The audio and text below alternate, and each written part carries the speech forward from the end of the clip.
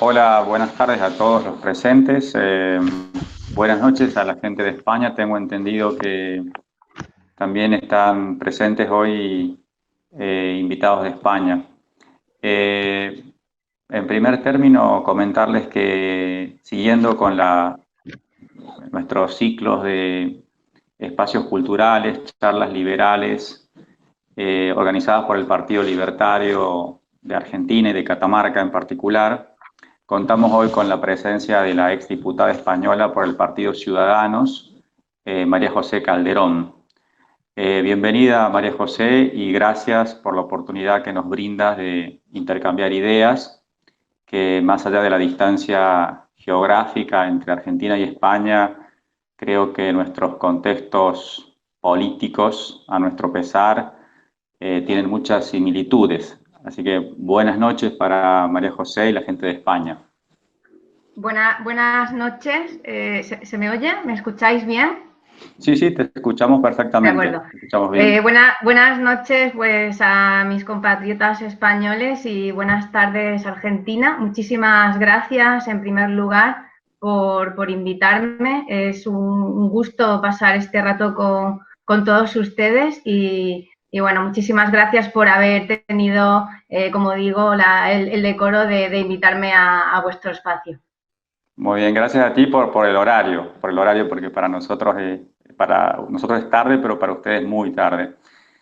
María José, yo voy Bueno, a preparar. la verdad que, por comentar, la verdad que nosotros los españoles nos adaptamos regular, yo creo que ustedes lo saben, nos adaptamos regular al horario europeo y alargamos muchísimo los días, por norma general, así es que yo ahora mismo estaría por casa normalmente y me quedan un par de horas para irme a la cama, o sea que sin problema.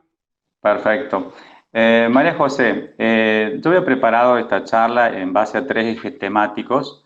El primero, el contexto político, un segundo eje temático, la pandemia, que obviamente con sus repercusiones en lo político, y la tercera sobre feminismo y batalla cultural, digamos, ¿no? Con respecto al primer eje temático, para nosotros desde Argentina, el fenómeno político español nos resulta muy atractivo, especialmente desde el 2014 en adelante, porque hasta el 2014 España era era un país bipartidista, ¿no? Pero desde el 2014, con el surgimiento de Podemos, Ciudadanos, Vox y Más País, se complejizó el análisis de la política española. ¿Qué ves vos de positivo y de negativo en el surgimiento de estos nuevos partidos políticos en el escenario político español? Bueno, pues la verdad que lo que hemos vivido en este último lustro de vida política española ha sido intenso, ha sido como dices, pues el paso del bipartidismo que era hegemónico en nuestro país con el Partido Socialista y con el Partido Popular y bueno, tiene que ver mucho con los movimientos indignados que nacieron también en aquella primavera famosa. En Madrid fueron, la verdad, que conocidos en todo el mundo de esos indignados o hijos de esos indignados se considera el partido político Unidas Podemos. Más País ha sido más frecuentemente por la salida de uno de sus componentes, pero bueno, pues Podemos irrumpió en el panorama nacional con motivo de o acogiendo todo ese descontento propiciado por la crisis, propiciado también por la corrupción en mayor parte del Partido Popular y saltaron al panorama nacional. El partido que yo formo parte, que es Ciudadanos, nació en Cataluña con motivo de dar la batalla cultural, la batalla de las ideas al nacionalismo catalán allí imperante. Y pues el Partido de Ciudadanos nació bastantes años antes para dar la batalla cultural allí en Cataluña, para dar una opción real contra el nacionalismo catalán y para dar voz a todos esos catalanes que no se sentían identificados ni por un lado por el nacionalismo y se sentían de alguna manera huérfanos de alguna manera huérfanos con la representación de la idea de unión o de patria de España por parte del Partido Popular. Entonces, Ciudadanos nació en Cataluña, dio el salto en 2015 al panorama nacional en esas elecciones que también se repitieron en 2016 y Ciudadanos, que es mi partido, pues nació como un partido de centro, liberal y profundamente reformista, para sobre todo conseguir que en la conformación de los gobiernos, del gobierno nacional, tanto el PP como el PSOE no tuvieran que apoyarse siempre en partidos nacionalistas, que siempre había ocurrido, como es el Partido Nacionalista Vasco o los diferentes Convergencia u otros partidos nacionalistas catalanes. Y la llegada de Vox ha irrumpido fuertemente en estas últimas dos elecciones, porque anteriormente no tenían representatividad parlamentaria en el Congreso de los Diputados, tampoco en ninguna cámara autonómica, y han irrumpido fuertemente en el panorama nacional, a mi modo de ver, por la creciente polarización que sufre el país. El país hemos vivido desde el 2010 en adelante, ha sido un camino constante hacia la polarización del espectro político y ha hecho que tanto pues, radicales de un ala y radicales de otro pues tomaran preponderancia. Para mí Podemos es un partido populista, además de comunista, y esto hay mucha confusión en Latinoamérica en general, en Argentina, con Vox, porque, bueno, yo lo catalogo también como un partido populista, lo que pasa que está, digamos, en el arco, en el ideario extremo a Podemos, que al final ese dicho típico, tópico, casi un poco naif, de que al final los polos se parecen, pues en este caso se da también, porque de hecho escuchábamos unas noticias, yo anoche me iba a la cama leyendo el periódico y leyendo algunas noticias y un poco tuiteando y me descubría cómo Iván Espinosa de los Monteros, que es uno de los dirigentes de Vox, bueno, pues se autodenominaba como no derecha y sí como un movimiento patriota y social, y días anteriores estaban aplaudiendo la renta mínima que pretende poner el gobierno para activar un poco la economía de las familias en España, pero que muy a nuestro pesar, muy al pesar de los que nos consideramos liberales, pues mucho nos tememos que van a intentar perpetuarla en el tiempo y hacerla universal. Entonces, a su pregunta, Adrián, ¿cómo veo yo el panorama? Pues al final, y más un liberal, como yo me considero una mujer liberal, el liberal debe abrazar la diversidad en todos sus matices. Entonces, el hecho de que el espectro político en España, en el último lustro, haya dado muchos colores o un abanico de posibilidades más amplio de diversidad, como digo, el liberal debe abrazar la diversidad, es algo per se, desde el punto de vista teórico, bueno, pero es cierto que la creciente polarización y las dificultades que hemos arrastrado desde la crisis económica, de la crisis financiera 2008, 2009, 2010 y lo que ahora ha acontecido con la pandemia, pues la diversidad del espectro político debe tener mucha altura de miras para llegar a consensos. Y la creciente radicalidad está provocando bloqueos políticos y no estamos pudiendo llegar a ningún consenso. Se ha visto que tenemos un gobierno que estuvo muchísimo tiempo en funciones, que llevamos con unos presupuestos prorrogados desde el PP, ya heredados por este gobierno socialista, que además los van a volver a prorrogar, y hay un bloqueo en la Cámara importante. La política se ha vuelto actualidad a diario, cada minuto, cada hora pasan cosas diferentes, y un antiguo componente de mi partido, que lo abandonó hace poco, siempre le escuchaba decir, Juan Carlos Girauta, que la política, cuando es mejor, cuando es más útil, más funcional, más eficaz para los administrados, es cuando se vuelve aburrida. Y desgraciadamente no tenemos una política aburrida, tenemos una política muy interesante para los opinadores y muy apasionante, pues posiblemente para quien la viva desde dentro, pero desde luego ese interés hace que la política pues no sea, como digo, aburrida, y es lo peor que puede ocurrir para los administrados, porque no llegan esas políticas necesarias rápido, porque el bloqueo hace que llegue tarde las reformas, la reforma laboral, porque las ayudas necesarias que al final en este tiempo de pandemia, pues ayudas a los autónomos, a las pymes, se están retrasando, los pagos de los ERTE en España.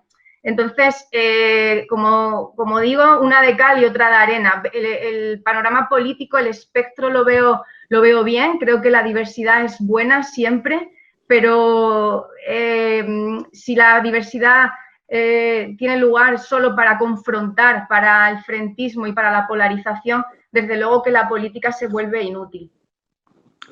Muy bien, muy claro. Te quería hacer una consulta con respecto a, no sé cuán informada estás de la política argentina, pero bueno, el gobierno anterior, que terminó en diciembre, era caratulado por el peronismo y por el neoliberal, le decían el gobierno de Macri.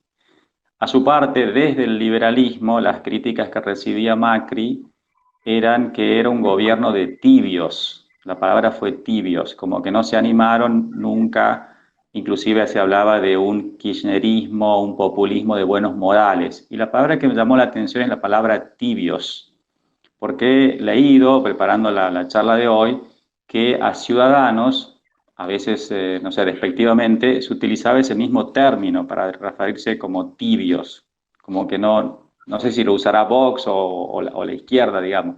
¿Dónde se ubicaría Ciudadanos en el arco político-ideológico en términos de la simplificación entre izquierda y derecha? Pues me resulta bastante curiosa la pregunta, porque venía hace unos días de poner también un tuit que había sido relativamente polémico, no polémico, pero aplaudido y no por diferentes sectores. Era un tuit a colación de un cruce de palabras que habían tenido el presidente de Vox, Santiago Abascal, contra nuestro vicepresidente actual del gobierno, que es Pablo Iglesias, y al contrario, habían tenido un cruce de declaraciones con motivo de scratches que se han sucedido en España, de acosos en viviendas o por la calle a políticos del gobierno, con motivo de todas las manifestaciones que está habiendo, por las cuales yo respeto, y toda manifestación por la libertad, por las libertades individuales y contra la gestión de un gobierno que a uno le pueda parecer peor, pues me parecen aplaudibles, por supuesto. Entonces, adheridas a esas manifestaciones han habido una serie de scratches que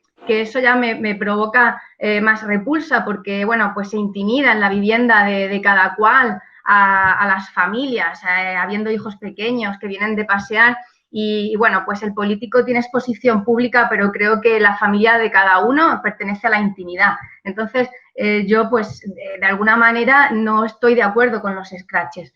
El Partido Unidas Podemos, en todo desde su nacimiento hasta la llegada al poder, ha promovido en España multitud de scratches a políticos del Partido Popular, a políticos de Ciudadanos porque hemos ido a defender la libertad al País Vasco, ahí donde más difícil era, mis compañeros dirigentes en Cataluña los han sufrido a diarios en sus viviendas, en sus negocios de sus padres. Entonces, a colación con esos scratches que ahora está sufriendo el propio Pablo Iglesias y que, bueno, pues de gran parte de la oposición se le dice que es jarabe democrático porque es un término que él utilizó, a colación de eso, ellos dos, Santiago Abascal y Pablo Iglesias, se han dicho algo así como que tuvieran uno cuidado porque le iba a mandar scratches a su casa, y Santiago Abascal ha dicho algo así como que si era valiente que fuera él mismo y se vieran en la puerta de la calle. No se andan con vuelta los muchachos. Sí, exactamente, como una cosa así de patio de colegio, que al final no dejan de ser titulares en la prensa, pero que caldea, activa a la población, a sus acólitos, que básicamente pues hay bastante radical, tanto en las filas de Podemos como en las filas de Vox, radicales además que no atienden a razones y que simplemente pues van a estar a lo que diga el líder. Entonces, en ese digamos, caldo de cultivo, de guerra civilismo, que lo llamamos en España, porque recuerda a lo peor de épocas pasadas, en ese enfrentamiento que estamos viviendo la sociedad, que es que hay un enfrentamiento muy grande. Os puedo decir que esta presión por estar en un lado, en otro, solo blanco o negro, lo he venido viviendo desde, como digo, desde el 2005, 6, 7, 8, se agravó en el 10, en el 12, el tema catalán, y a día de hoy es una sociedad dividida, como me contaban mis abuelos. Es tremendo. Entonces, a mí personalmente me da mucho miedo, me da mucho respeto que nos dividamos así como sociedad.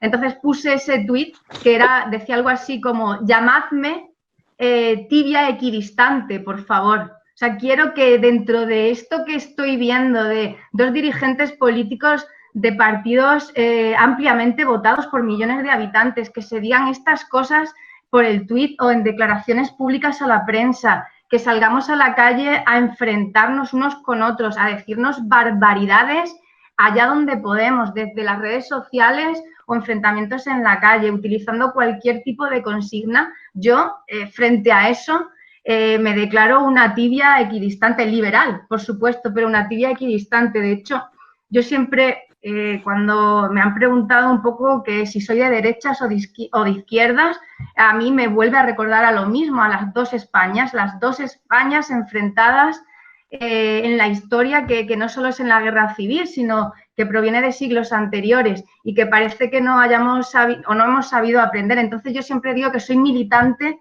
de la tercera España, que es un término que acuñó un periodista, Chávez Nogales, si lo queréis apuntar. Fue un periodista que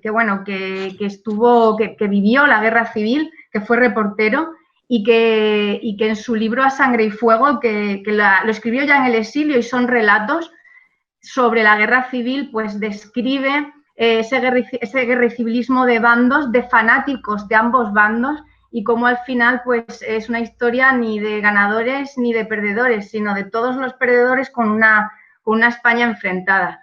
Entonces a Ciudadanos pues efectivamente nos llaman tibios, de ser puente, de ser consenso, de ser moderación, de huir de ese enfrentamiento, de esa polarización, y de intentar pues reconstruir un país que siempre, en los peores momentos, en vez de unirnos, pues nos separamos.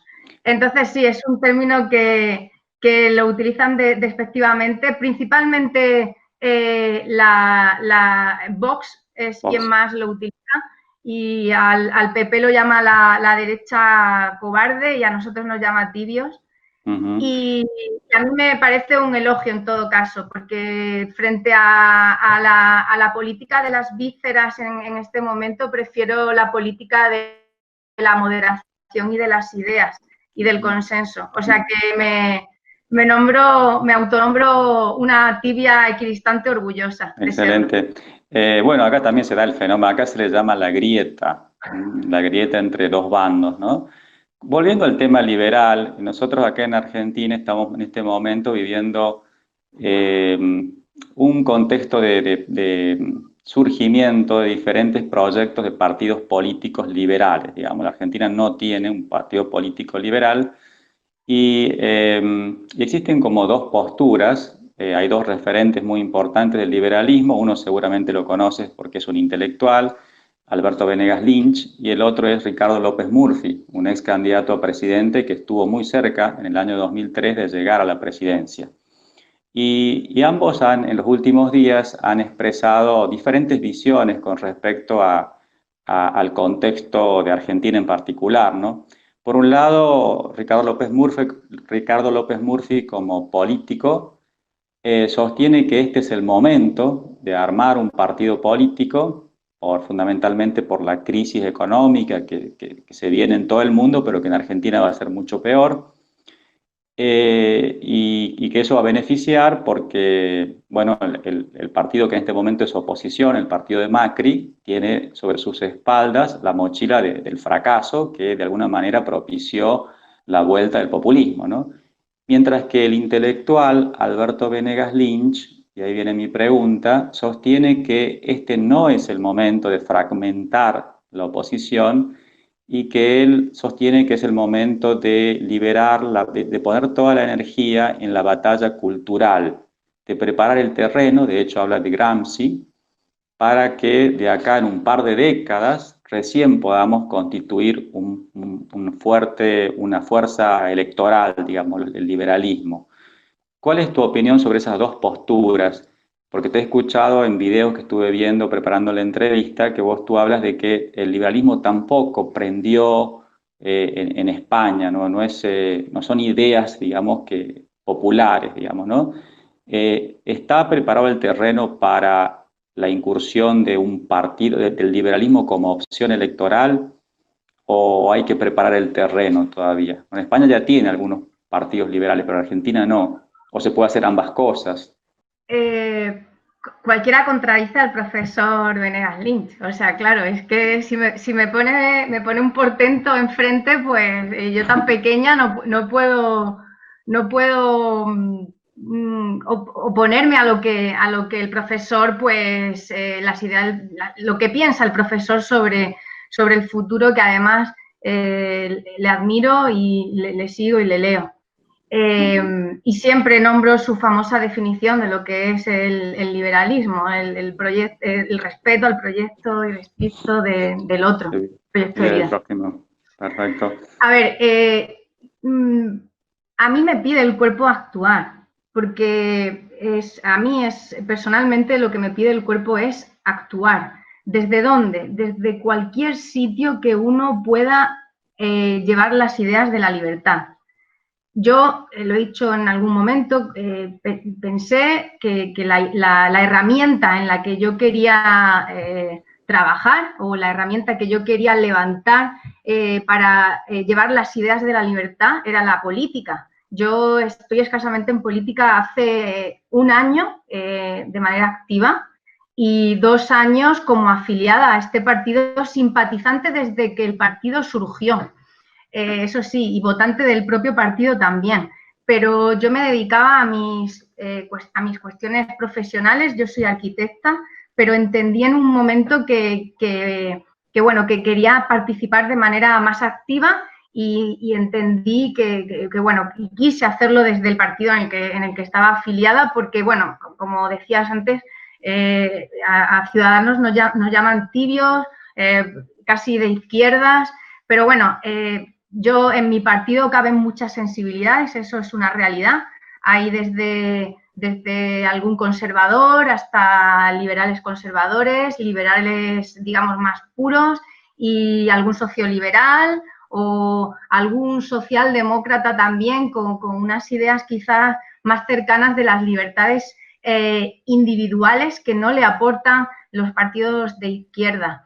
Pero es cierto que, por ejemplo, la primera vez que se habló en el Congreso de los Diputados en España de gestación subrogada fue gracias a Ciudadanos. La primera vez que se habló de cheque escolar fue gracias a Ciudadanos. La primera vez que por ejemplo, se habló de mochila austriaca también. O sea, al final creo que la política es una herramienta que debe ser igual que cualquier otra, como cualquier otra, y hay que incidir y meter las ideas liberales de nada a más, como se pueda, porque el político tiene, yo he notado en mí misma que desde que estoy en política más activa, tengo más micrófonos a mi alcance. Por eso te hablaba de la herramienta que yo he querido coger, y podré llevar más o menos ideas de la libertad en mis exposiciones públicas, y la gente podrá no entenderla, porque ese es el segundo punto al que voy. Yo tengo un pensamiento, pues bueno, es una postura más personal que yo pienso y que está fundada pues en lo que he leído, he estudiado y me he documentado, y es que efectivamente en las sociedades, digamos, del sur, España, Italia, Portugal, Grecia también, gran parte de Latinoamérica, cuando en el siglo XVI, pues el siglo XVII, eran potencias mundiales, ¿cómo es posible que en un momento dado de la historia de la humanidad estos países que eran potencia vengan para abajo, a nivel económico decaigan, y otros países que de manera que estaban viviendo, digamos, de una forma más modesta en la preponderancia mundial, pues comienzan una subida económicas de crecimiento, de pujanza, y siempre lo puntualizo en el momento, pues, os digo una cosa así muy graciosa que suelo decir a veces, que nos equivocamos de Dios. Nos equivocamos de Dios porque en la Reforma Protestante, con las ideas que trajo Lutero, con la traducción de la Biblia también del griego, pues ahí cogieron varios conceptos, las sociedades protestantes, calvinistas, cogieron varios conceptos, por un lado el trabajo frente a la vocación que cogieron las sociedades protestantes. Para dedicarte a la vocación, pues tienes que romper las barreras, tienes que romper la sociedad testamental para dedicarte a eso que quieres, es decir, tienes que ganar en libertad. Si además te dedicas a tu vocación y has ganado en libertad,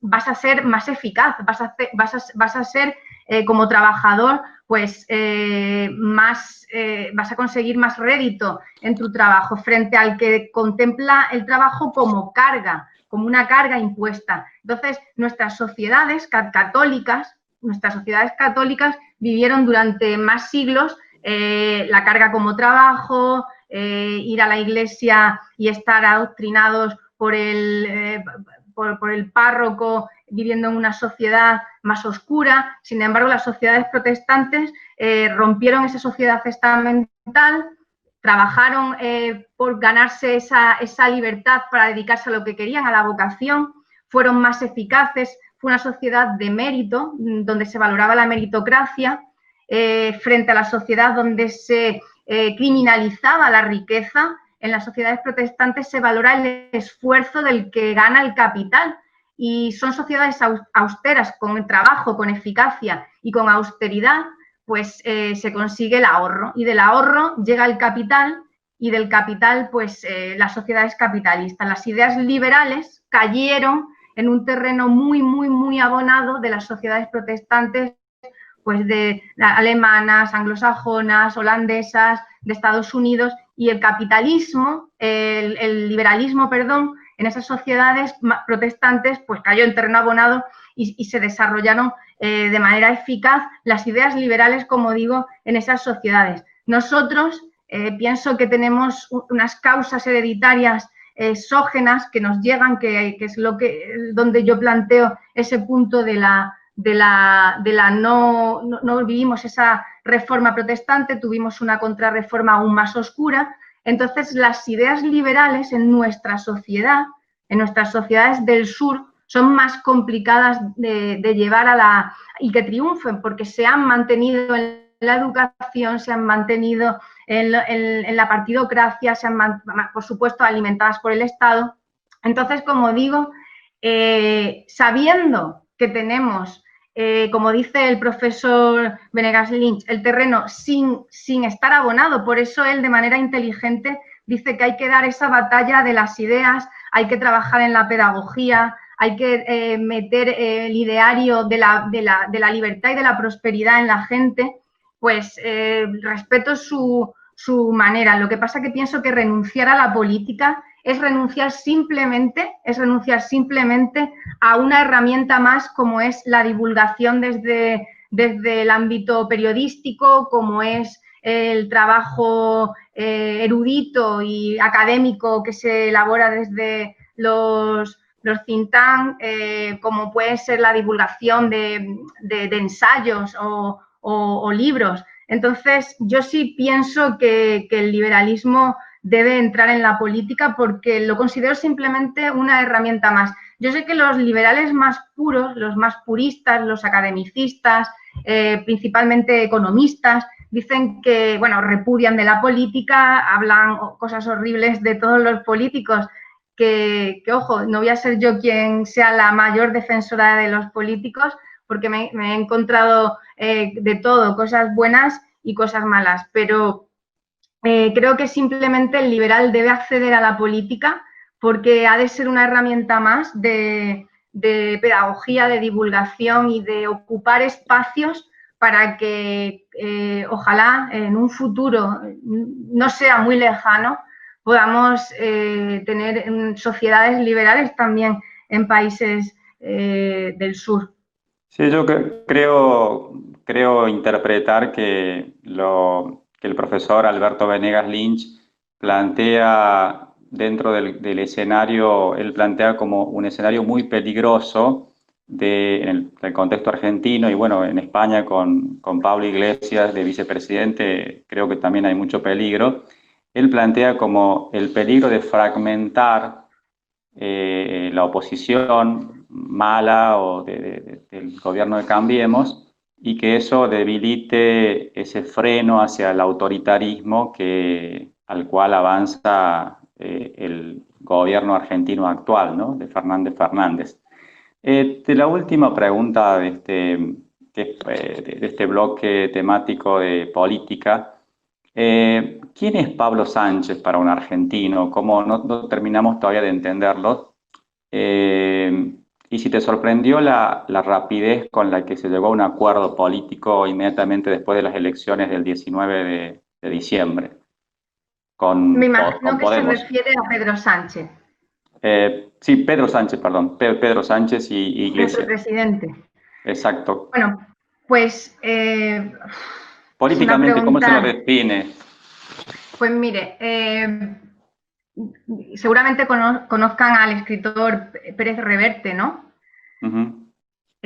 Pues el escritor Pérez Reverte describió a nuestro presidente con poquitas palabras y dijo algo así como que era el político perfecto entendido desde una visión renacentista de la política, de la cosa. Se refería a que es el político perfecto en el sentido de que no tiene escrúpulos y de que absolutamente no se inmuta bajo ningún tipo de mentira.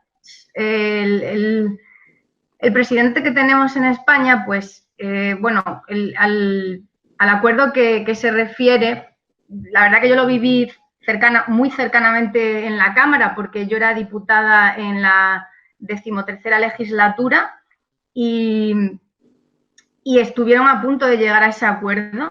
De hecho, el presidente Pedro Sánchez decía que no lo tenían hecho, que no era una realidad. Dijo todo aquello de que no podía dormir con los comunistas en el gobierno. Cual. Y sin embargo, días después de la repetición electoral, pues no pasó ni una semana, ya tenían el acuerdo hecho, con lo cual eso ratificó que efectivamente lo tenían bastante pactado desde la convocatoria anterior. El personaje político de Pedro Sánchez es el personaje de alguien que ha sobrevivido a todo dentro del Partido Socialista Obrero Español. Ha sobrevivido a todo porque primero accedió al poder siendo pues, un tercer candidato en unas primarias para secretario general del partido, y su trayectoria política ha sido todo el rato engañar a todos y cuanto ha podido por mantenerse en el poder, y es que es una realidad. En primer lugar, engañó a todos los consejeros generales del partido y al final lo echaron en un consejo general. Le obligaron a dimitir como secretario general del Partido Socialista, que es en aquel momento en el que se negó a dar una abstención al Partido Popular y no sé si se acuerdan aquello del no es no. Pues en ese momento ya, digamos, engañó a toda la cúpula del Partido Socialista. Posteriormente a eso se echó a las calles para volverse a presentar como secretario general, engañando a las bases del partido, porque les prometió cosas que luego no ha cumplido, y consiguió volver a ser secretario general gracias al apoyo de las bases, que no de la cúpula, digamos, orgánica del partido. Cuando consiguió acceder a la Secretaría General del Partido Socialista, que ha sido un partido que internamente, pues bueno, en España tiene tradición de muchos años, y de 140 años creo que tiene de tradición el Partido Socialista en España, y que, bueno, que se ha considerado siempre por tener unos debates internos importantes sobre el ideario del partido, las estrategias. Pues cuando llegó y accedió a ser secretario general por segunda vez, cambió todos esos estatutos, consiguió engañar a un montón de compañeros y ha pasado a ser un partido que tenía muchísimos contrapoderes, porque había varones territoriales en diferentes comunidades autónomas. Normalmente los varones han sido siempre un contrapoder del secretario general. Ha conseguido diluir el poder de todos los varones territoriales, de una socialdemocracia entendida a la europea, una socialdemocracia más sensata que ha habido en España, que hay representantes como presidentes autonómicos, como el propio mío, que yo soy de Extremadura, que es Guillermo Fernández Vara, que es presidente socialista, digamos, de una parte más cercana al centro, o otros presidentes. Pues ha conseguido diluirlos de tal forma que ahora el Partido Socialista es un partido cesarista por completo, donde no hay debate interno, donde prácticamente no se generan esos congresos que tenían con asiduidad en antaño. Me parece muy parecido a la idea en que se describe muchas veces el peronismo de Argentina, ¿no? Un partido sin ideología, pero con un objetivo muy claro, que es el poder a cualquier costo, ¿no? Nosotros hemos tenido presidentes peronistas de derecha, presidentes peronistas de izquierda, pero todos peronistas, digamos. Y a la hora electoralmente siempre terminan uniéndose y consiguiendo el poder, digamos, ¿no? Veo esa analogía con Sánchez, ¿no? Muy pragmático por ser benévolo con él. ¿Y cómo evaluarías las medidas tomadas por el gobierno español en el contexto de la pandemia? ¿Qué visión tienes sobre eso? Bueno, pues en España tenemos unos números horribles pues, desgraciadamente, de fallecidos, de contagiados. Ha sido una gestión nefasta desde principio a fin. No se tomaron las medidas preventivas oportunas a tiempo, con lo cual tuvimos que el país tuvo que tomar medidas extremas, un confinamiento de los más extremos que tenemos, que se ha visto en el panorama internacional, con un estado de alarma, un estado de excepción que aún mantenemos en el país, y además aderezado todo ello con multitud de errores, desde errores administrativos, errores en las compras de material, confiscaciones a empresas privadas que han supuesto que esas propias empresas no puedan, por ejemplo, seguir fabricando en el momento peor de la pandemia, no podían seguir fabricando mascarillas o material sanitario de EPIs, de protección. Además, hemos visto cómo han hecho un mal uso y un abuso de del estado de alarma, colocando al vicepresidente del gobierno, a Pablo Iglesias, en el CNI, ni más ni menos, en la inteligencia del país, nombrando 25 o 20 y tantos cargos a dedo que debieran ser del cuerpo funcionarial del Estado. En fin, una serie de barbaridades inmensas que seguimos arrastrando. Hoy, de hecho, ayer supimos que el ministro Marlaska, el ministro del Interior, cesó al director general de la Guardia Civil por no haberse alineado con filtraciones que quería saber el gobierno sobre un informe que la Guardia Civil estaba elaborando sobre el COVID y las manifestaciones del 8M. Y la verdad que es un panorama pues desolador. Yo tengo una visión personal de la gestión de la crisis nefasta. El país está totalmente hundido por las muertes, pero hundido también en la ruina económicamente. Y sí que es cierto que mi partido, Ciudadanos, ha recibido críticas importantes, sobre todo del electorado más radical de la oposición, por haber apoyado el estado de alarma. Esto es muy conocido. Las dos anteriores prórrogas de 15 días del estado de alarma han sido secundadas por mi partido. Ha sido una decisión muy dura, tengo que reconocerlo. De hecho, se han ido personas importantes, referentes del partido, debido a eso, oye, se ve muy mal que la gente abandone, pero es el único partido en España donde la gente abandona la política.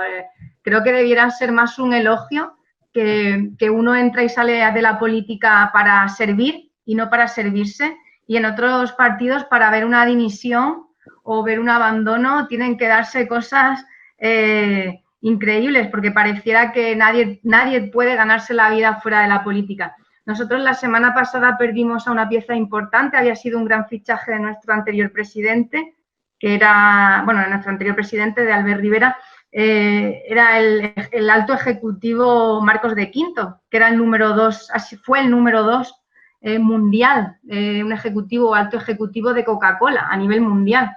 Y por el motivo de la prórroga del estado de alarma, ha dejado el partido, ha dejado su acta como diputado.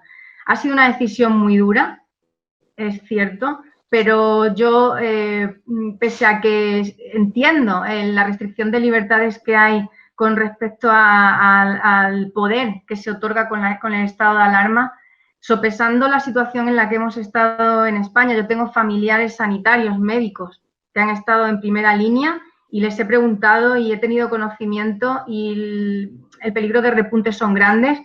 Hay que poner en marcha la actividad empresarial, y mi partido simplemente ha votado la prórroga de 15 días por seguir salvando vidas y empleos, porque se han pedido contrapartidas, se han pedido ayudas a autónomos, se ha prorrogado la exoneración de impuestos para las pequeñas empresas. Es decir, se ha exigido a este gobierno una serie de contrapartidas importantes que hemos visto muy buenas para revitalizar la economía, que en España el 90% del tejido empresarial privado lo componen autónomos y empresas de menos de 10 empleados. O sea, tenemos un tejido muy pobre a nivel de industrias grandes, y esos pequeños empresarios necesitan un chute de liquidez importante. Entonces, como contrapartida al estado de alarma, hemos sacado esas medidas, y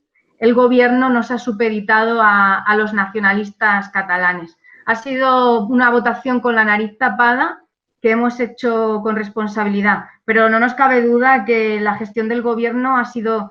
tenemos el peor gobierno, lo repetimos hasta la saciedad, la inmensa mayoría de los españoles. Tenemos el peor gobierno en el peor momento. Lo que veo que en España se da una situación muy repetida en Latinoamérica también, que es el uso del contexto de emergencia al que tú haces referencia, para aprovechar ese contexto y hacer contrataciones de manera poco transparente, Exacto, y al sí. mismo tiempo las violaciones a las libertades individuales. ¿Cómo ves la geopolítica mundial, especialmente el rol de China? Si tú ves que después de que se calme todo este huracán de la pandemia, ¿tú crees que China va a ver fortalecida su posición en el mundo global, su influencia económica y geopolítica? ¿O crees que el mundo en algún momento le va a pasar factura a China? Porque evidentemente hay responsabilidad china en el manejo por lo menos de la primera etapa de la pandemia. ¿Crees que China se va a ver fortalecido, con lo cual, bueno, es un Estado comunista, ¿no? El Partido Comunista Chino. ¿O crees que esto va a afectar a China también? Una vez ya he leído críticas de Gran Bretaña, de grandes políticos de Gran Bretaña, Alemania, etcétera, que hay que investigar lo que pasó ahí en Ulan, ¿no? Pues es una pregunta muy complicada, porque el tablero que se presupone que va a haber es para grandes analistas y visionarios políticos, porque está muy cuestionada la globalización. Yo lo estamos notando en España también mucho. De hecho, Vox viene de decir también estas últimas semanas, hablando sobre la empresa nacional, sobre proteccionismo y aranceles. Por otro lado, el Partido Comunista Español, Podemos, habla de cosas similares, de apoyo solo al campo nacional, de apoyo a las empresas locales, nacionales. Va a haber un surgimiento por estos partidos más radicales Nacionalismos. nacionalismos, y va a haber, claro, el propio nacionalismo eurófobo. En España y en muchos países se va a dar un sentimiento eurófobo de la Unión Europea. También se está hablando de la poca solidaridad que están mostrando algunos países. Hablo de esto y quiero ir de menos a más, y lo focalizo en Europa, que es lo que más conozco. Al final no deja de ser tener una Europa débil y dividida en lo interno, lo que puede propiciar que regímenes como el chino, pues, o incluso la propia Rusia, se alcen con fuerza a nivel internacional. Y además hemos visto también cómo, bueno, no solo el régimen chino ha ocultado datos y hay que investigarlo, y todos los países, yo creo, Europa, por supuesto Estados Unidos, y creo que en bloque mayoritariamente, incluso yo creo que también en Argentina. No sé qué se habla por allí, pero se va a pedir explicaciones a China, y se le va a pedir que, si quiere estar en un mercado global e internacional, debe cumplir. Someterse a las reglas Totalmente, de sobre todo a nivel de salubridad y de sanidad, porque han provocado en los últimos 100 años prácticamente todas las epidemias que hemos tenido han venido de China, la gripe aviar, es decir, una multitud, debido a la falta de higiene que tienen en sus mercados, a medicina tradicional, a lo que sea. Pero si desean estar en un mercado global, tienen que cumplir esas exigencias. Claro, pero como luego también hemos visto a China, digamos, masajeando, ¿no? Masajeando, dando atención en España ha dado mucha atención a los hospitales, han venido aviones repletos de médicos chinos, han donado muchísimo material, y a mí eso, oye, es aplaudible, ¿no? Porque es la solidaridad a otro país, pero que sea una solidaridad real y que no sea para sacar tajada, prebendas y alinearse pues bueno, con este bloque comunista que pueda estarse armando en el panorama internacional. Claro, sí, yo te decía justamente en ese contexto de cuando uno ve que ellos, o sea, la pandemia se origina en China, evidentemente se originó antes del momento en que ellos lo hacen público, y la otra es que después aparecen ellos en el escenario internacional como los grandes proveedores y ayudadores y solidarios con Italia, con España. Dejan ahí en el chat, pido la palabra. Mira, es Fede, ¿no? Sí, soy Fede. ¿Cómo estás? ¿Qué tal? Buenas. Bueno, Sí, quisiera una reflexión tuya, digamos, en cuanto al adoctrinamiento en la educación pública. Me gustaría saber, porque aquí en Argentina, digamos, es muy evidente en muchos casos, así me gustaría una reflexión tuya sobre el caso. Sí, hay un adoctrinamiento en las escuelas públicas, diría hasta en las concertadas en España. Creo que vosotros sufrís lo mismo, además después de tantísimos años de peronismo allí. Fíjate que yo siempre he sido liberal y no sabía ni que lo era, porque no leí el término hasta llegar a la universidad. O sea, como uno cuando estudia historia, cuando estudia filosofía, casi si me apuras, o le pueden explicar la historia de España. Nosotros aquí tuvimos a los liberales de Cádiz, que lucharon, bueno, pues en la guerra de la independencia contra Napoleón y crearon una fuerte tradición liberal en España. Pues yo no sabía, yo era liberal sin saber que lo era, porque nunca escuché el término prácticamente en ningún libro de texto, y digo que era liberal antes de lo he sido siempre antes de saberlo, porque provengo de una familia de empresarios, de pequeños empresarios desde mis bisabuelos, y aquello de bueno, pues ganar el dinero y tener que darle prácticamente la mitad al gobierno siempre me había parecido un robo, siempre me revolvía contra un montón de temas que tenían que ver con los impuestos, con aquellos padres de amigos que vivían de lo público, y entonces luego me sorprendí yo a mí misma cuando empecé a leer. Creo que en los últimos años en la etapa preuniversitaria, los últimos años, cayeron en mis manos pues libros, y ahí descubrí que era liberal. El adoctrinamiento es total desde las etapas más tempranas. Hay días que, por ejemplo, algunos compañeros mandamos en chat internos pantallazos de libros de la primaria y de la secundaria aquí en España, y encontramos verdaderas brutalidades, desde que, bueno, pues se sigue dibujando al empresario, ¿no?, como prácticamente un diablo.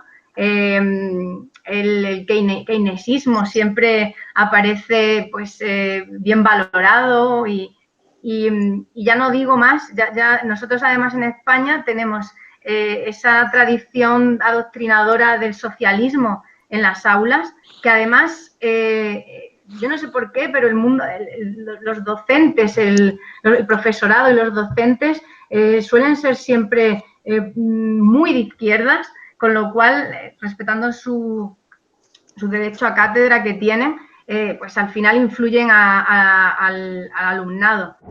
Y en España no solo tenemos ese adoctrinamiento, que además se suma al adoctrinamiento regionalista y territorial que se da en España, y se da que puede llegar un chico a la universidad sin, por supuesto, no saber quién es un liberal de Cádiz, hasta qué pasa en la comunidad autónoma de al lado, porque se ha dedicado a estudiar solo y única y exclusivamente lo que ocurre dentro de su comunidad autónoma, y principalmente esto ocurre, pues, como sabéis bien, en el País Vasco y en Cataluña. Pero sí, por eso digo que al final la batalla de las ideas y la lucha por las ideas de la libertad hay que darla en todos y cada uno de los frentes, desde la barra del bar y viendo un partido de fútbol, hasta la política, las aulas y como digo, pues también en la parte más erudita, que son las instituciones privadas, las fundaciones que se dedican también a laboratorio de ideas, y los think tank. Ya estoy de vuelta, no sé si alguien quería hacer una pregunta. Bueno, las últimas preguntas eran, y después vamos a darle la palabra a los chicos del Partido Libertario. No sé si tocaron el tema del feminismo, que era el último eje temático. Claro, justo yo iba a hacer esa pregunta, pero pregunta, Adrián. Sí. Bueno, la pregunta que te hago justamente es el título de una referente del feminismo digamos, contrario al feminismo radical actual, el feminismo disidente, y que es el título de su libro. ¿Quién se ha robado el feminismo, María José? Pues aquí yo creo que el feminismo, la comunidad LGTBI, el animalismo, el cuidado del medio ambiente, son temas, son, digamos,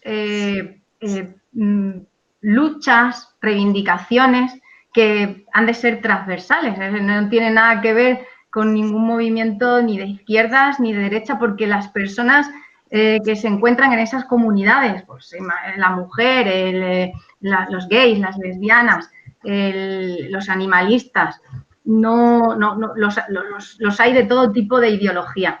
Desde mi punto de vista, yo siempre digo que en esta sociedad del siglo XXI, donde la lucha obrera está más que amortizada, ¿no? Donde el obrero pues está perfectamente dotado de un paraguas de derechos legal que lo ampara, pues desde luego que podemos hacer 1000 ajustes en las reformas laborales, por un lado para seguir dotando de derechos a los trabajadores, sobre todo en lo que tiene que ver con conciliación laboral, porque es un tema importante para las familias, para la natalidad también. Tenemos que seguir avanzando ahí. Pero en una sociedad donde el obrero tiene, como digo, la igualdad, ¿no? Esa igualdad legal, tiene ese paraguas legal, pues el partido en España, por ponerle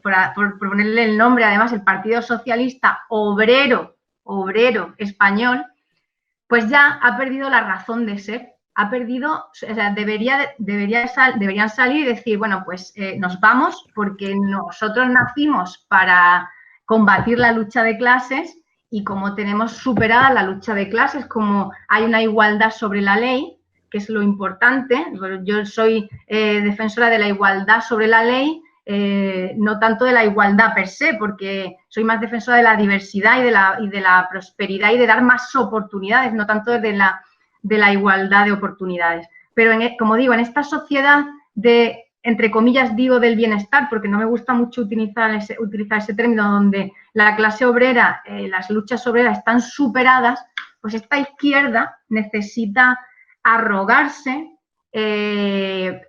patrimonializar, capitalizar una serie de reivindicaciones que debieran ser de todos de manera partidista. ¿Y de quién se apropia? Pues se apropia del feminismo, de las mujeres, se apropia de la comunidad LGTBI, se apropia de la lucha ambientalista y en esa apropiación pues reparte carnets y hace creer a todas las mujeres, nos hace creer que somos pues algo así como algo pétreo o monolítico, que tenemos que abanderar no solo el feminismo que nos dictan desde estas posturas radicales, sino que además, pues si no lo eres, si no eres feminista y de izquierdas, pues se te repudia, se te echa, como le ocurre a mis compañeras de Ciudadanos, a mí misma, que he ido a manifestaciones feministas por el día del 8M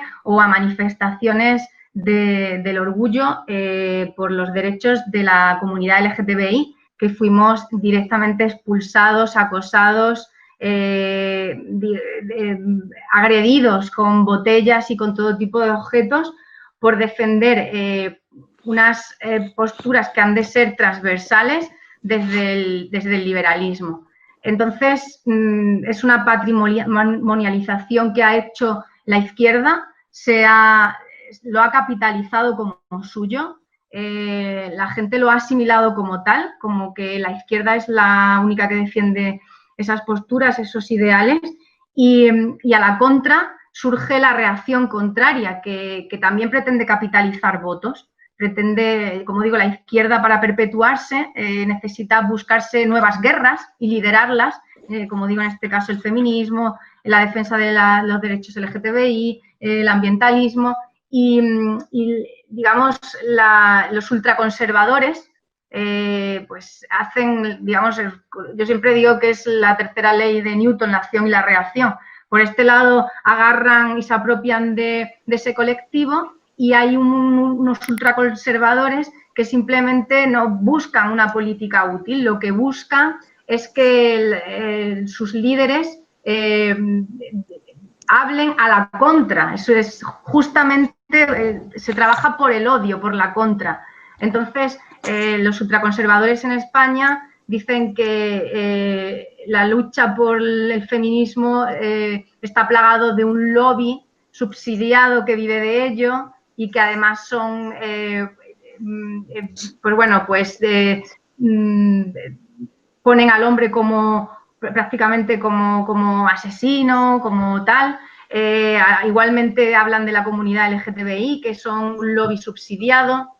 Y al final volvemos a lo mismo, es la lucha de bloques, esos bloques polarizados y rentabilizando muy fuerte, abanderar desde un argumento muy simplón las ideas feministas o de derechos de la comunidad LGTBI y los ultraconservadores a la contra, simplemente demonizándolo, diciendo pues que son unos lobbies subsidiados del Estado.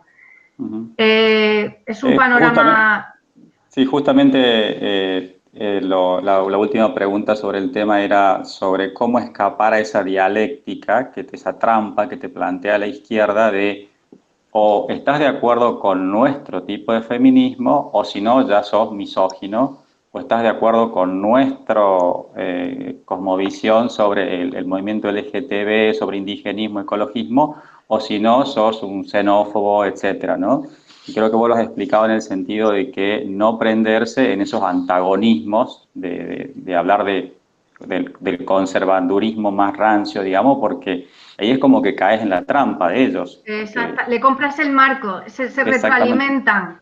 O sea, exactamente. Son dos marcos que se retroalimentan, por eso yo siempre en esta batalla de las ideas, en debates, en discursos, huyo de ese enfrentamiento porque es lo que más, esa izquierda más radical, ese feminismo más radical, quienes lo utilizan, porque están siendo utilizados, hay muchas feministas de buena fe, igual que en la comunidad LGTBI, hay muchísimos compañeros que están en esa posición de buena fe, pensando que es lo mejor, pero ahí la izquierda ha sido muy hábil, ha comprado esos marcos, esa retórica, y trabajar a la contra creando el marco contrario es una retroalimentación y, si me apuras, una búsqueda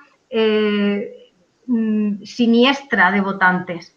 Generar esos dos polos, al final lo que intentan es capitalizar el voto en ese sentido y al final vamos separándonos como sociedad, radicalizándonos en un bando o en el otro.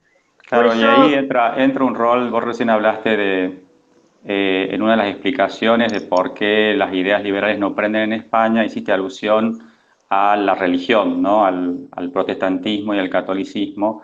En Argentina se da también la influencia del catolicismo muy fuerte y un movimiento muy conservador y que se plantea, se posiciona como anti-izquierda, pero yo creo que cae en la trampa de la izquierda cuando comienzan a hablar de los valores, de que existe una sola cosmovisión de hombre y mujer, con lo cual están excluyendo a los gays, a un tipo de feminismo, etcétera, ¿no? Creo que son, como bien lo dices tú, temas de los cuales hay que escapar porque uno entra en la trampa de la izquierda, ¿no? En la trampa dialéctica. Sobre todo desde una perspectiva liberal, porque además el debate se centra en la moral. O sea, y no hay nada... Al final, cuando rascas tanto en unos como otros o escuchas cómo se enfrentan, te das cuenta que al final el peso del debate lo lleva la moral. Y para un liberal, la moral de cada cual es como hablábamos al principio, el respeto irrestricto por el proyecto de vida del otro. O sea, yo no voy a entrar en tu moral. En todo caso, hablaremos de cómo dotamos de seguridad jurídica a las necesidades que pueda tener una minoría, en igualdad de derechos. Unos padres homosexuales que quisieran adoptar. ¿Existe la adopción en tu país para una pareja heterosexual? Sí. ¿Existe para la adopción para una pareja homosexual? No. Pues entonces hablemos de igualdad, porque eso es igualdad ante la ley. Y pongamos el debate en la mesa, en el legislativo, en la Cámara Legislativa. El Partido Liberal que esté debe estar obligado a poner sobre la mesa que se dote de esa igualdad ante la ley, que es lo que buscan todos los liberales, porque hay una parte de la sociedad, es decir, las parejas homosexuales, que están siendo discriminadas ante la ley. O igual pasaba con el voto femenino, hasta que se consiguió, o abrir una cuenta corriente en España, que no se podía sin tu marido o sin tu padre, hace muchos años. Pues todo eso se ha superado, la igualdad ante la ley, gracias a, no me cabe la menor duda, ideas liberales, de personas liberales llevadas desde partidos más o menos liberales, que aquí entramos ya con el purismo de cuánto ha de ser un partido de liberal. Pues será todo lo que pueda ser, pero que mientras sus ideas lleguen a las políticas y mejoren la vida de los ciudadanos, a mí con eso, con ese pragmatismo me vale. Perfecto. Bueno, ¿alguna pregunta para ir cerrando de alguno de los chicos que directamente? Sí, sí. Bueno, pregunta. Acá Daniel Adrián preguntó en el chat, ¿cómo ves vos, Majo, al marxismo cultural? Me pregunta. Sí, marxismo cultural. ¿A qué se refiere en concreto? Igual es un término que no lo utilizamos mucho en España o... No, en Latinoamérica se habla de marxismo cultural marxismo cultural, había entendido cultural. No, marxismo cultural. Sí, vos estuviste hablando, bueno, feminismo, LGTB, Sí, creo que pero ya la contestaste había la pregunta. entendido marxismo es cultural. Digo, bueno, eso ya es... Sí, es lo que hablaste recién de feminismo, LGTB, indigenismo, ecologismo, eso es marxismo cultural. Sí, ¿Alguna otra pregunta, Fede? Es la apropiación de todos estos movimientos, de la cultura, de nuestra moralidad, para seguir persistiendo en esas ideas de socialismo y que esos partidos socialistas y esos regímenes socialistas pues se perpetúen, cada vez abanderando la excusa que ven necesaria en cada momento. Entonces se han agarrado, como digo, al feminismo, a la comunidad LGTBI, al ambientalismo, al indigenismo, como dices allí en vuestro país, en fin. ¿Alguna otra pregunta? Ahí Charlie quiere preguntar. Charlie.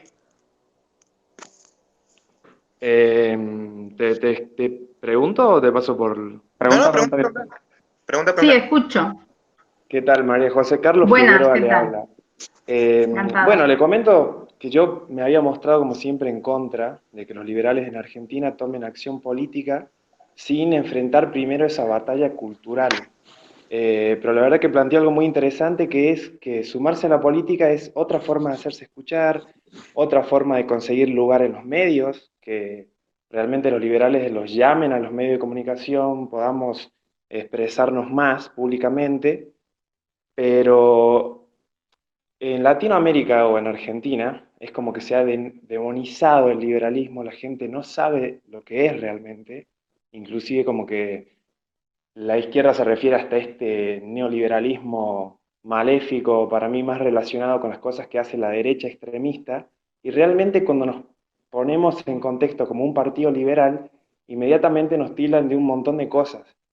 Entonces, ustedes en España, que han logrado realmente diversificar los partidos, ¿qué estrategias políticas podríamos tomar nosotros para realmente llegar a tener más participación dentro de la política? Sí, bueno, cuando alguien os tachen de neoliberales, simplemente preguntadle qué es neoliberal, porque ahí ya se cae todo. Es que el neoliberalismo como tal no existe, es una creación, otra más, de la izquierda, del socialismo, para demonizarnos. Bueno, pues A ver, el terreno es angosto y la lucha es dura porque, como digo, yo creo que no tenemos el terreno abonado, no es hereditario y son muchísimos años. La gente pues desconoce lo que es el término liberal, pero al final vosotros que habéis, estáis en el Partido Libertario y que yo me alegro mucho que hayáis tomado posición allí en Argentina. Creo que lo que dice el profesor Venegas Lynch es importante tenerlo como una perspectiva, como un objetivo a medio, largo plazo. Y a corto plazo, las metas que debierais poneros son pequeñas metas, pequeños triunfos. Esta charla de hoy, no sé cuántas personas la podrán ver, pero que estéis aquí reunidos, preocupados de manera altruista por promocionar las ideas de la libertad. Cualquier altavoz, como digo, a nivel político, intentar introduciros en los medios de prensa. Han de ser pequeños triunfos para que lleven las ideas, que a la gente le haga un clic en la cabeza, que cambiéis un poco el ideario, la corriente. A mí me pasa mucho, yo soy de una región, es la región más pobre de España, se llama Extremadura, y es una región principalmente ganadera y agrícola, y bueno, pues muy subsidiada, con una alta empleabilidad pública porque no se vive de otra cosa. Es la región, el gobierno autonómico es un mastodonte grandísimo, con eso os digo que ahí lleva gobernando el Partido Socialista toda la vida y allí la gente vive del socialismo, de que le contrate el socialismo y de vivir de subsidios y de empleo que regala el gobierno autonómico. Y para mí son pequeños triunfos de hacerle entender al del bar, que siempre ha votado socialismo, porque en España queda mucho el ideario ese de la guerra civil. Si tus padres eran republicanos o nacionales, si eran ricachones o señoritos o eran proletariado. Entonces, al pequeño del bar, el pequeño empresario del bar, el herrero, el carpintero, el pequeño emprendedor, las profesiones liberales, como son los abogados, como son los arquitectos, pues hablar mucho con ellos, porque en gran medida a mí lo que me pasa en mi región es que ni siquiera saben qué es el término liberal, desconocen lo que significa el liberalismo, desconocen que nuestra máxima es hacer al Estado más pequeño y bajar impuestos, crear una sociedad de meritocracia donde el esfuerzo sea lo que se valore y no, pues bueno, los regalos, las prebendas, la corrupción. Entonces, el terreno es angosto y seguramente los éxitos sean pequeños, pero en algún punto debemos empezar, es que es de responsabilidad casi ya. Yo, como le decía Adrián al principio de la entrevista, yo estaba en mi profesión como arquitecta y en un momento pues fueron varias cosas las que hicieron que me revolviera. Entre otras, por ejemplo, mi región, como digo, que es una región que es muy pobre, donde 300 jóvenes salen al mes porque no hay oportunidades, sin querer salir de allí, tienen que alejarse de sus familias para buscarse un futuro mejor en otro lugar y es por culpa del socialismo. Entonces, en un punto yo me revolví y por eso quise entrar en política. Animaros mucho, dar la batalla de las ideas y poneros pequeños triunfos, intentar acceder a una televisión, a una radio, crear tertulias, crear incluso a nivel cultural, que esto lo abandonamos mucho y la izquierda no, grupos musicales, teatros en los barrios que lleven el ideario liberal. Es darlo a conocer, creo que es muy necesario y aunque no obtengáis grandes triunfos políticos en las próximas elecciones, porque igual sí, ojalá, aún así, que no decaigáis y que sigáis trabajando. Muy bien, sí, justamente, ahora hay una pregunta de Mateo, pero uno de los grandes problemas que tenemos nosotros justamente es que decaen los ánimos cuando uno ve Es muy normal. que no, primero que tenés que luchar contra grandes aparatos políticos y que, bueno, electoralmente cuesta mucho, ¿no? Porque acá en Argentina es un país profundamente peronista, ¿no? Entonces, hablar de pronto de un Estado pequeño, cuando del otro lado hace 70 años que te vienen hablando de la justicia social, del Estado benefactor. Entonces, es complicado. Mateo, tenías que hacer una pregunta. Una cosilla, Adrián. Sí, dime. En eso sí os quiero animar. Ciudadanos, mi partido tuvo 57 diputados en la anterior legislatura, antes de la repetición electoral, y ahora hemos pegado un bajón hasta 10. Ha sido un golpe brutal. Ha habido una sangría en la que se han ido mucha gente muy válida y muchos afiliados. Estamos intentando reconstruir nuestro partido a nivel orgánico por dentro y seguirle mostrando la cara de profesionales que hay dentro, que es toda gente que ha trabajado fuera y tal. Os puedo decir que los desánimos son muy grandes porque los he vivido en los últimos meses, pero bueno, el desánimo y digamos, el estar decaído es parte de la lucha, con lo cual no es importante, y aunque sea un tópico, cuántas veces se caiga uno, sino cómo se levanta. Con lo cual, de la derrota electoral que tuvimos la vez anterior, yo he sufrido mucho, lo tengo que reconocer, pero salgo más reforzada y mejor. Salgo más confiada en que es necesario seguir dando la batalla y creo que es algo mejor porque me he dado cuenta de lo necesario que es que sigamos adelante, pues personas honestas, que creemos en las mejores ideas que hay porque son las que han traído más prosperidad allá donde han tenido éxito. Así es que no decaigáis, mucho ánimo y mucha fuerza. Mateo, una pregunta, si vamos terminando, porque estamos dentro del horario. Bien, bien. Buenas noches para usted, ¿cómo le va? Muy bien, Mateo, un saludo.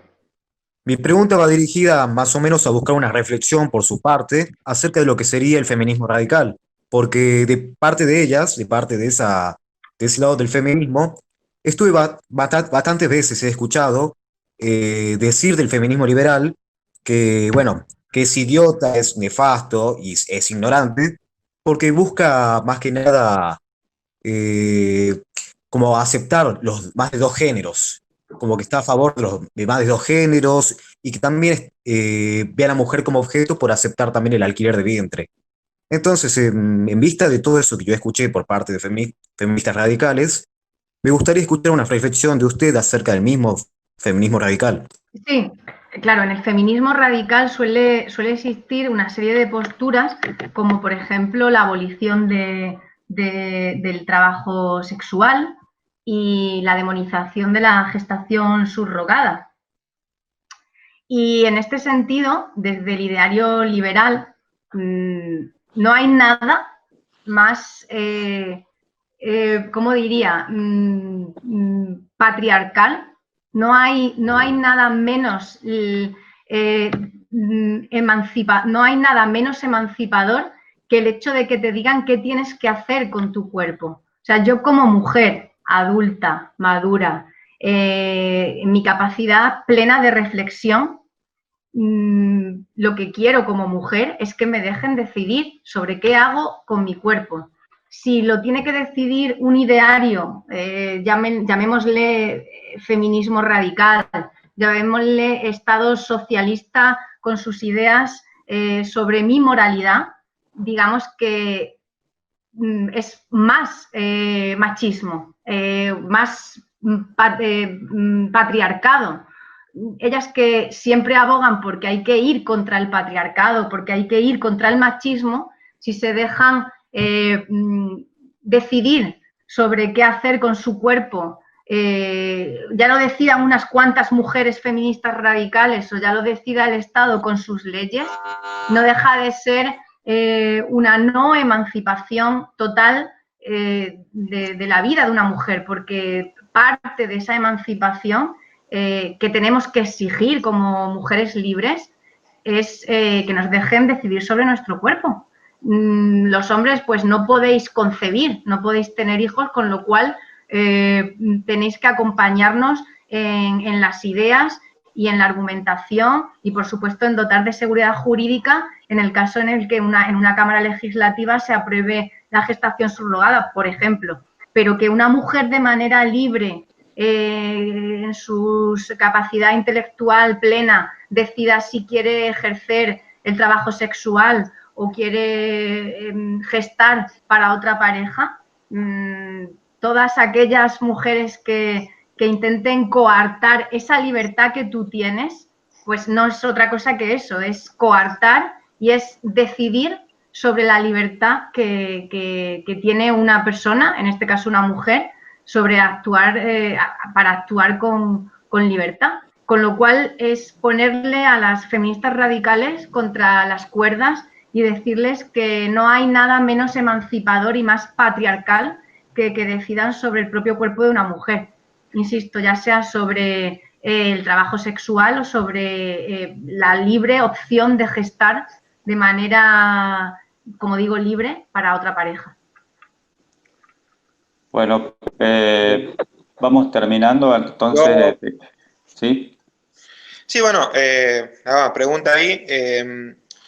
Mira, ¿se me escucha ahí bien, no? Sí. Bien.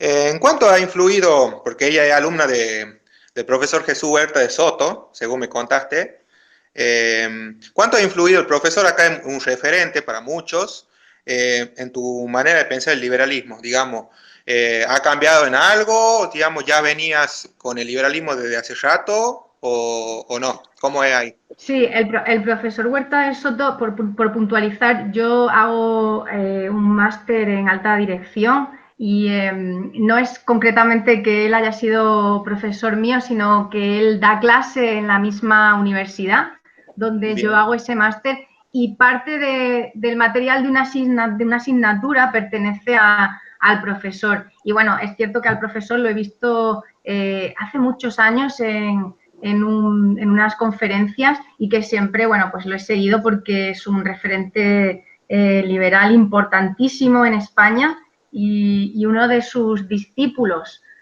más aventajados es hoy un referente brutal que es Juan Ramón Rayo. Entonces, la pregunta era, perdona, Fede, ¿cuánto ha influido en mí, no? Ha influido, Sí, claro. bueno, pues no, la verdad que ha influido, pero ya en una etapa en la que ya era una liberal convencida. O sea, cuando supe o llegué bueno, pues a conferencias del profesor o material más académico del profesor Huerta de Soto, ha sido más en una etapa en la que ya pues era una liberal madura, por así decirlo. En mis inicios, pues yo creo que llegaron a mí pues como todos, ¿no? Pues como digo, siempre había sabido que era liberal porque lo he vivido en mi casa, porque soy de una saga de pequeños empresarios desde mis bisabuelos y de autónomos y el ideario liberal del esfuerzo y del trabajo duro lo he vivido desde siempre en casa. Pero luego, pues mi contacto más, digamos, más consciente con el liberalismo academicista y económico fue con la lectura de Smith, de Bastiat, de Hayek o, bueno, algunas pequeñas cosas también de los escolásticos de Salamanca. Y llegué al liberalismo creo que como muchos, pues de manera curiosa, con libros y poco más.